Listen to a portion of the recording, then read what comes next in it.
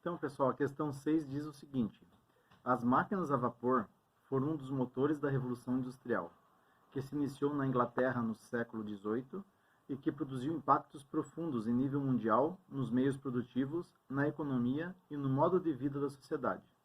O estudo dessas máquinas, em particular de seu rendimento, deu sustentação à formulação da segunda lei da termodinâmica, enunciada por diversos cientistas de formas praticamente equivalentes no século XIX. Com base na segunda lei da termodinâmica, assinale as proposições corretas. 1. A maioria dos processos naturais é reversível. Então, pessoal, essa questão 6, né, proposição 1, está dizendo que a maioria dos processos naturais é reversível, né, e essa é uma proposição que está errada. Por quê?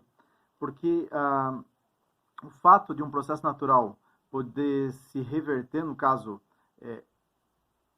digamos, reverter seria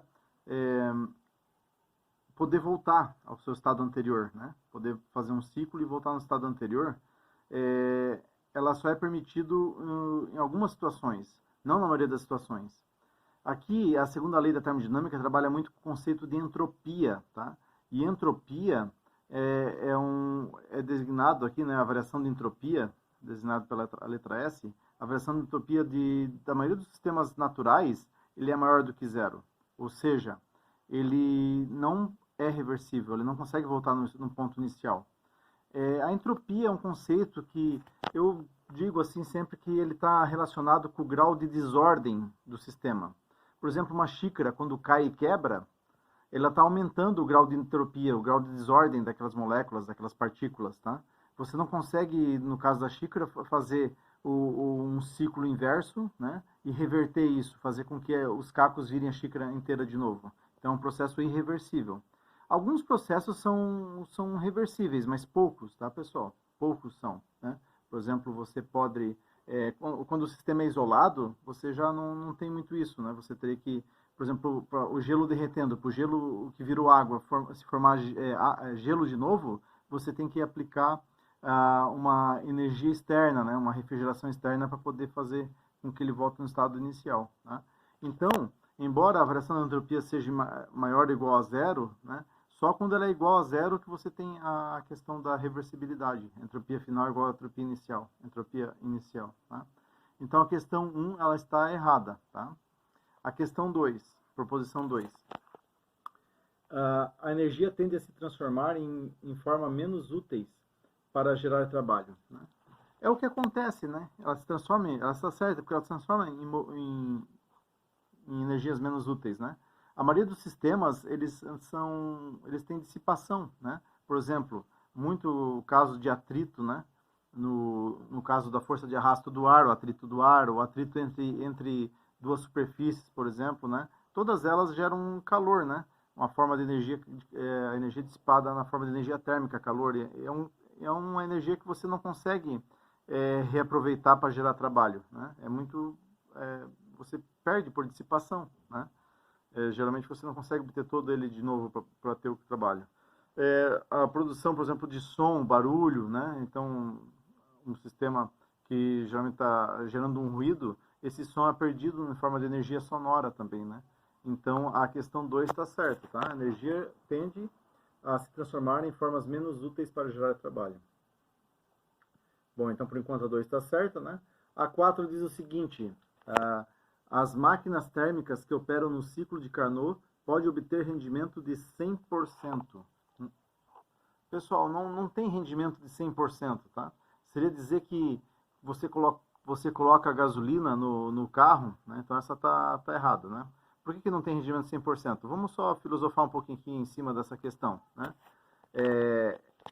Você, por exemplo, tem um carro. Imagine que você coloca gasolina no carro e toda a energia da combustão da gasolina se transforma em movimento. O teu motor não podia ter nenhum tipo de dissipação, nenhum tipo de atrito, nenhum tipo de dissipação de calor. Você não poderia ter nenhum tipo de substância saindo no cano de escape. Você teria que aproveitar toda a energia química gerada pela combustão da gasolina se transformar em movimento. E isso não tem como acontecer, né? A própria energia interna que aumenta no gás que está expandindo ali, ele já gerou apenas a expansão do gás ali, aumentou a energia interna das partículas do gás e não gerou trabalho. Então, você não tem, né, essa máquina de 100%. Né? Por exemplo, todo o calor que entra, né, na fonte de calor, a combustão de uma gasolina ou a queima de alguma coisa, todo esse calor que entra, parte dele se transforma em trabalho. Parte dele, né, se transforma em trabalho. E uma boa parte, né, vai para o cano de escape, para a chaminé, ou seja, vai lá para a fonte fria. Então, você não tem a situação. A gente até pode pensar numa máquina de refrigeração, que é uma máquina térmica inversa.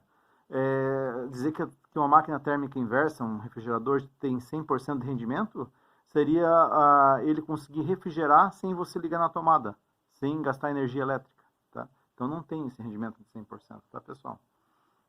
Então, a 4 está errada. Por enquanto, a certa é só a 2. A questão 8. A proposição 8.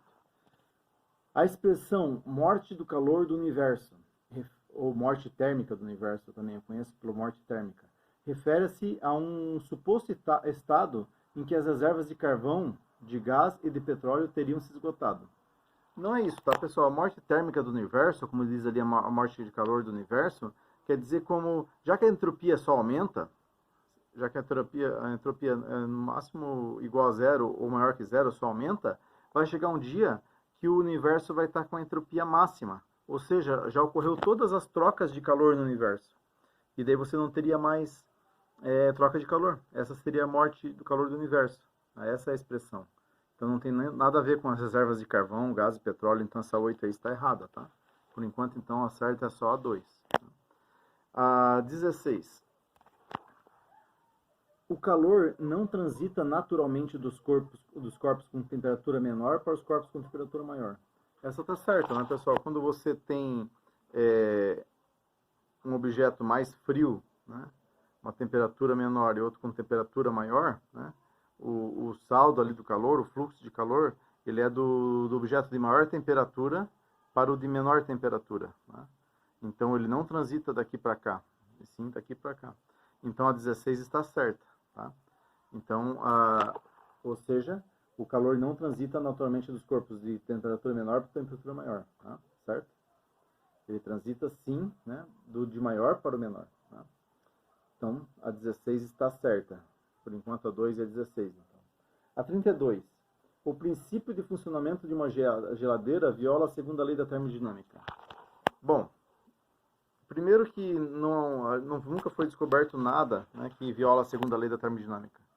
Sempre tem alguma coisa que está sendo vista errada ali. Por exemplo, a geladeira. Dizer que a geladeira viola a segunda lei da termodinâmica porque ela está produzindo gelos, é que você está desconsiderando que ela tem um motorzinho ali, que ela está gastando energia elétrica para formar o gelo. Porque o que acontece? Um gelo derreter é o processo natural do universo, é aumento de entropia. As moléculas estavam mais organizadas, desorganizaram mais, aumento da entropia. Né? Para você vir daqui para cá, você estaria diminuindo a entropia. Então a geladeira viola a lei da segunda lei da termodinâmica? Não, porque para vir daqui para cá você está gastando energia, no caso a energia elétrica ali que está gerando a refrigeração da geladeira ali com um sistema, né, de refrigeração. Então ela não viola. Assim como a existência da vida, né? Uma vida se forma, um ser é todo organizado, né, em formas celulares, etc. Mas ele está consumindo energia, né? O corpo, enfim, está consumindo uma energia externa para criar essa organização, tá? Então ele não viola a segunda lei da termodinâmica, a vida também não, tá? Nem a geladeira, nem a vida, enfim. Você tem a entropia só aumenta no sistema isolado. Se você pegar o universo todo como um sistema isolado, daí sim, né? A variação da entropia é maior que zero, né? Ou igual a zero no máximo, né? Então você tem essa situação, tá?